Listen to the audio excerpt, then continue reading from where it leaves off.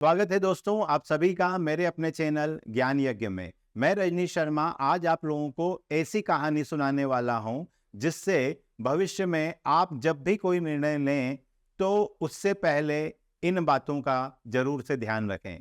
कहानी कुछ इस तरीके की है कि मेरी माताजी कुछ दिनों के लिए मामा जी के यहाँ गई। घर पर मैं और मेरे पिताजी अकेले थे। सुबह सुबह पिताजी ने हलवा नाश्ते के लिए बनाया और टेबल पर रख दिया। पर टेबल पर दो प्लेट थी। एक प्लेट पर ऊपर की तरफ दो बादाम दिख रही थी और एक प्लेट में कोई बादाम नहीं थी। चूंकि मुझे बादाम बहुत पसंद थी, मैंने तुरंत वो प्लेट उठाई जिसमें दो बादाम थी और मैं और मेरे पिताजी नाश्ता करने लगे। मैंने देखा कि मेरे हलवे में केवल वही दो बादाम थी जो सामने दिख रही थी और मेरे पिताजी ने खाना शुरू किया तो उनकी प्लेट में चार बादाम निकली। मुझे तुरंत अपने निर्णय पे बड़ा पछतावा हुआ कि अरे मैंने जल्दीबाजी में गड़बड़ कर दी। मेरे पिताजी इस बात को भाप गए और उन्होंने जब हमने नाश्ता कंप्लीट किया तब उन्होंने बोला, बेटा हर बार जल्दबाजी में लिए गए निर्णय सही नहीं होते हैं।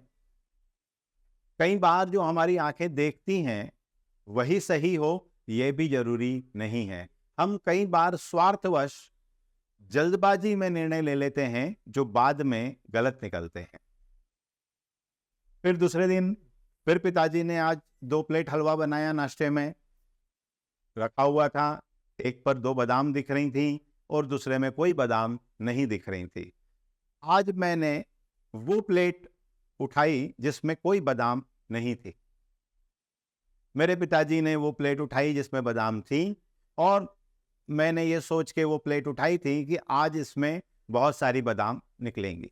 लेकिन मैं खाता गया और देखा कि उसमें कोई बादाम नहीं थी। और मेरे पिताजी ने जो प्लेट उठाई थी उसमें दो बादाम थी।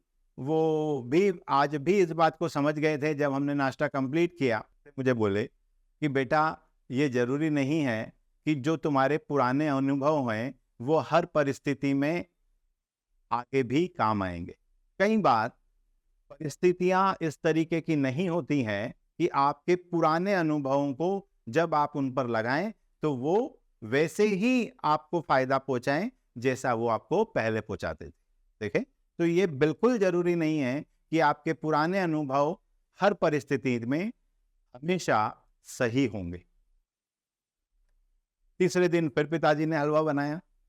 आज भी दो प्लेट में हलवा था और एक में बादाम दिख रही थी और एक में बादाम नहीं दिख रही थी। आज मेरे पिताजी सोच रहे थे कि आज मैं क्या निर्णय लेने वाला हूं। मैंने भी सोचा कि आज मैं एकदम अलग तरीके से निर्णय लेता हूं और मैंने अपने पिताजी से कहा कि सबसे पहले आप अपनी हलवे की प्लेट का चयन करें और आप मुझे एक प्लेट हलवा दे दें।